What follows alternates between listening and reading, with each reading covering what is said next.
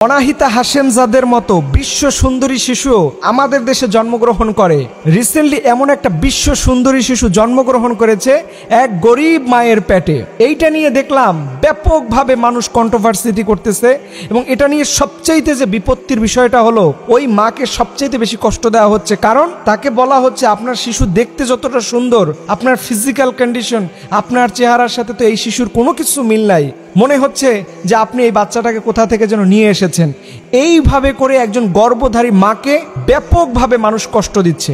আমি পরিষ্কারভাবে বলতে চাই যে পৃথিবীতে রাজকন্যা জন্ম দিতে হলে কি তার মাকেও সুন্দরী হতে হবে নাকি? এটা কোন ধরনের কথাবার্তা? একজন মা পৃথিবীর যেমনই হোক না কেন, সে তো মা। মা তো কোনো ব্যাখ্যা বিশ্লেষণ রাখে না। মা হতে হলে পৃথিবীর কোনো সুন্দরী হওয়ার দরকার হয় না।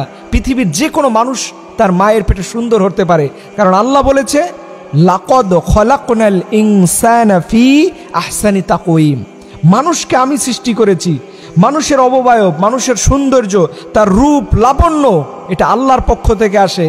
পৃথিবীর কেউ চাইলেই তার বাচ্চাকে স্ট্রাকচার, তার বাচ্চার সৌন্দর্য, তার বাচ্চার বিউটিফিকেশন এটা সে দিতে পারে না। এটা বুঝতে হবে। আজকে আমি খুবই ব্যথিত হলাম, দেখলাম এই মা তার চোখের পানি ফেলে ফেলে কান্না করতেছে। কি একটা আজব বিষয়! ওনার বাচ্চাটা একটু সুন্দর হয়েছে, এটার জন্য তার মায়ের চেহারা ধরে তুলনা করতে হবে? এটা কোন ধরনের আইন? এটা কোন ধরনের বিবেক? এটা কোন ধরনের মানসিকতা? এটা কোন ধরনের নৈতিকতার সমন্বয়ে এই জাতীয় প্রশ্ন করতে পারেন? এর জন্য এইভাবে মানুষকে কষ্ট দিবেন না। একটা মা জানে একটা পৃথিবীতে বাচ্চা নিয়ে আসতে তার জীবনে কতটা স্ট্রাগল করতে হয়। এবং আমি খোঁজ নিয়ে দেখলাম যে এই মহিলার যে ওনার স্বামীও ওনাকে খোঁজখবর নেয় না। বাচ্চাটা মায়ের পেটে আসার পরেই তার কোনো খোঁজখবর নিচ্ছে না তার বাবা। এরকম একটা কঠিন সিচুয়েশনে এই পৃথিবীতে একজন মানুষ বেঁচে থাকা যে কত কঠিন, যারা দুঃখে কষ্টে থাকে ওরাই বুঝতে পারে।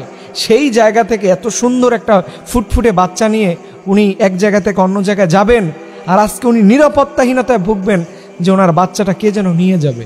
কারা এই জাতীয় প্রশ্ন করে? খবরদার, এইভাবে মানুষকে কষ্ট দেওয়া যাবে না। এটা হারাম, এটা কবিরা গুনাহ। আল্লাহ যে কারো কুলে, যে কারো মায়ের পেটের মধ্যে যে কোনো সুন্দর শিশু আল্লাহই দিতে পারেন, স্রষ্টাই দিতে পারেন, এটা তার পক্ষেই সম্ভব। সো এই জাতীয় কথাবার্তা বলে কোনো মানুষকে যেন কোনো মানুষ কষ্ট না দেয়। কারণ আল্লাহ বলছে লাকদ খলাকনাল ইনসানা ফি আহসানি তাকওয়িম। মানুষের অবয়ব, মানুষের সৌন্দর্য, মানুষের বিউটিফিকেশন আমি আল্লাহ নিজে দান করেছি। সো এটা পৃথিবীর কেউ দান করে না, কেউ করতেও পারবে না। এই জাতীয় অনৈতিক, এই জাতীয় অমূলক কথাবার্তা বলে যারা ওই মাকে কষ্ট দিচ্ছেন, আমি বলবো আপনারা কবিরা গুনাহ করতেছেন। মানুষের হৃদয়ে কষ্ট দেওয়া, এবং সবচাইতে খারাপ লাগার বিষয় হচ্ছে তার মায়ের চেহারাটা দেখতে হয়তো অত সুন্দর নাও হতে পারে, তাই বলে চেহারার সাথে কন্ডিশন করে তার বাচ্চার সৌন্দর্য আসতে হবে। এটা কেমন ধরনের বিবেক? এটা কি ধরনের মানসিকতা?